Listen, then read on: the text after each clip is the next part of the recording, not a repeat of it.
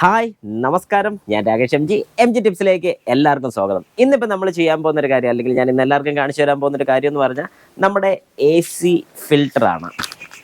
എന്താണ് A C filter, എന്തിനാണ് A C filter എന്ന് പ്രത്യേകിച്ച് ഞാൻ പറയേണ്ട കാര്യമില്ല. കാരണം എ സി ഫിൽറ്റർ നമ്മുടെ വാഹനത്തിൽ വരുന്നത് എ സിക്കകത്ത് പൊടിയോ കാര്യങ്ങളൊക്കെ കയറാതിരിക്കാനും അത് ക്ലീൻ ചെയ്ത് നമ്മൾ ശ്വസിക്കുന്ന വായു അല്ലെങ്കിൽ നമുക്ക് അകത്ത് ക്യാബിനിലോട്ട് കിട്ടുന്ന ഒരു എയർ ഫ്രഷ് ആയിരിക്കാൻ വേണ്ടിയാണ്. നമ്മുടെ സെല്യൂറി ഒന്ന് ജസ്റ്റ് നോക്കാം എല്ലാവർക്കും. പോര് ഏകദേശം ഒരു 6 മാസത്തോളം ആയി ഞാനിപ്പം ഈ ഒരു വാഹനത്തിൻ്റെ എ സി ഫിൽറ്റർ റീപ്ലേസ് ചെയ്തിട്ട്. ഏകദേശം 5000 കിലോമീറ്റർ അടുപ്പിച്ച്, എനിക്ക് ഒരു 5000-ന് മേളിലായെന്ന് തോന്നുന്നു കേട്ടോ. അപ്പം നമുക്ക് നോക്കാം ഇപ്പം ഇതിൻ്റെ പ്രസൻറ്റ് കണ്ടീഷൻ എങ്ങനെയുണ്ടെന്നുള്ളത്. യെസ്, നമുക്കത് ഇതിൻ്റെ താഴെയാണ് എ സി ഫിൽറ്റർ വരുന്നത്. നമുക്കതിനെ തുറക്കാം. ദേ ഇതാണ് ഈ എ സി ഫിൽറ്ററിൻ്റെ ഒരു അവസ്ഥ. ഓക്കെ, വാ നമുക്കൊന്ന് അങ്ങോട്ട് മാറാം. മേളിൽ നിന്ന്, അതായത് നമ്മുടെ എയർ വലിക്കുന്ന മേളിൽ നിന്നാണ്, മേളിൽ നിന്ന് എയർ വലിച്ചാണ് ഇത് താഴെ കൂടെ പോകുന്നത്. അപ്പോൾ താഴത്തെ പോർഷനിൽ വലിയ പൊടി കാണത്തില്ല, എന്നാലും അത്യാവശ്യം ബ്ലോക്ക് ആയിട്ടുണ്ട്.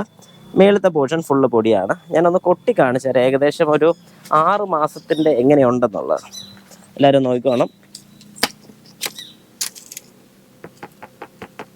കണ്ടോ, അതിൻ്റെ പൊടി പോകുന്ന എല്ലാവർക്കും കാണാൻ സാധിക്കും. ഓക്കെ, അപ്പോൾ ഞാൻ ഉദ്ദേശിച്ചത് ഇത്ര മാത്രമേ ഉള്ളൂ. നമ്മുടെ വാഹനത്തിൻ്റെ എ സിയുടെ ഫിൽറ്റർ ഏകദേശം ഒരു 6 മാസമൊക്കെ കൂടുമ്പോൾ തന്നെ നമ്മളത് റീപ്ലേസ് ചെയ്യുന്ന ഏറ്റവും നല്ലതാണ്. ഇപ്പോൾ ഈ കണ്ട കണ്ടീഷൻ നമുക്ക് സ്വന്തമായിട്ട് തന്നെ ജസ്റ്റ് ഒന്ന് അഴിച്ച് നോക്കുമ്പോഴത്തേക്കും നമ്മുടെ വാഹനത്തിൻ്റെ എ സി ഫിൽറ്ററിൻ്റെ കണ്ടീഷൻ അറിയാൻ സാധിക്കും.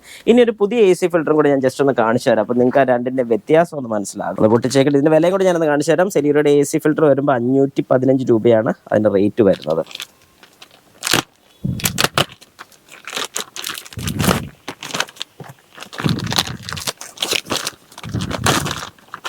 ഓക്കെ, ഇത്രയും നീറ്റായിട്ടിരിക്കുന്ന ഒരു ഐറ്റമാണ്. നമുക്ക് ഈ രണ്ടിൻ്റെ ഡിഫറൻസ് ഒന്ന് നോക്കാം. ഇതൊരു പുതിയ എ സി ഫിൽറ്റർ, ഇതാ ആ വാഹനത്തിൽ തന്നെ ജസ്റ്റ് ഒന്ന് കുടഞ്ഞ ആ ഒരു എ സി ഫിൽറ്ററാണ് ഇരിക്കുന്നത്.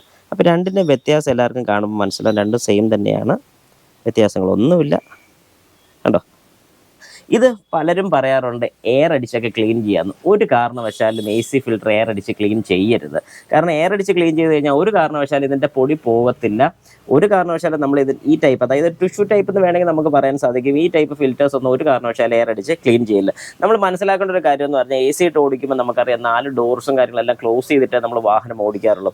അങ്ങനെ ഓടിക്കുന്ന സമയത്ത് ഇതിനകത്ത് പൊടിയും കൂടെ ഉണ്ടെങ്കിൽ ഈ പൊടിയെല്ലാം അടിച്ചു കയറി നമ്മൾ തന്നെയാണ്, ഈ വാഹനത്തിനകത്ത് ഇരിക്കുന്ന വ്യക്തികൾ തന്നെയാണ് ഇത് ശ്വസിക്കുന്നത്. അപ്പോൾ അത് ഏറ്റവും വലിയ ബുദ്ധിമുട്ടുണ്ടാക്കുന്ന കാര്യം. ചെറിയൊരു ലാഭത്തിന് വേണ്ടി ഇത് ക്ലീൻ ചെയ്തിടാൻ ഞാൻ ഒരിക്കലും അഡ്വൈസ് ചെയ്യത്തില്ല.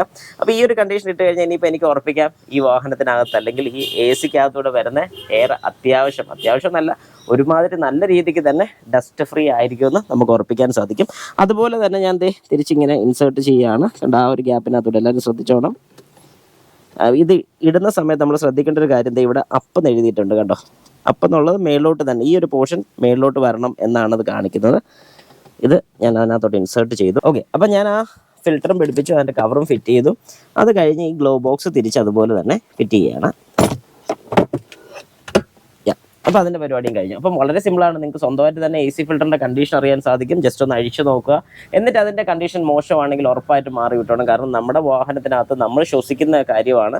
അതുകൊണ്ട് ആ ഒരു കാര്യത്തിൽ നമ്മൾ പ്രത്യേകം ഒരു ഇനിഷ്യേറ്റീവ് എടുത്ത് തന്നെ അത് ചെയ്യണം. പിന്നെ ഒരു കാര്യം എന്താണെന്ന് പറഞ്ഞാൽ, കൂടുതൽ അതിനകത്ത് ബ്ലോക്ക് ആവുകയാണെങ്കിൽ ചെറിയ രീതിക്കെങ്കിലും നമ്മുടെ കൂളിംഗ് കോയിലിനകത്തോടെ അല്ലെങ്കിൽ ഇവാപ്പറേറ്റർ അസംബ്ലിയിലോട്ട് ഈ പൊടിയും കാര്യങ്ങളൊക്കെ കയറിക്കഴിഞ്ഞാൽ വരുന്ന കുഴപ്പമെന്ന് പറഞ്ഞു കഴിഞ്ഞാൽ ഈ കൂളിംഗ് കോയിലും പെട്ടെന്ന് പൊടി കയറി ബ്ലോക്ക് ആവും. അങ്ങനെ പൊടി കയറി ബ്ലോക്ക് ആയി കഴിഞ്ഞാൽ നമുക്ക് കൂളിംഗ് കോയിൽ ഉൾപ്പെടെയുള്ള കാര്യങ്ങൾ അഴിച്ച് ക്ലീൻ ചെയ്യേണ്ടി വരും. ഒരുപാട് കോസ്റ്റ് വരുന്നൊരു കാര്യമാണ്. അതിനെ കഴിഞ്ഞ് നമ്മൾ നല്ലത് ചെറിയൊരു കോസ്റ്റിൽ തന്നെ ഒരു പരിപാടി തീർക്കുന്നതാണ് ഏറ്റവും നല്ലത്.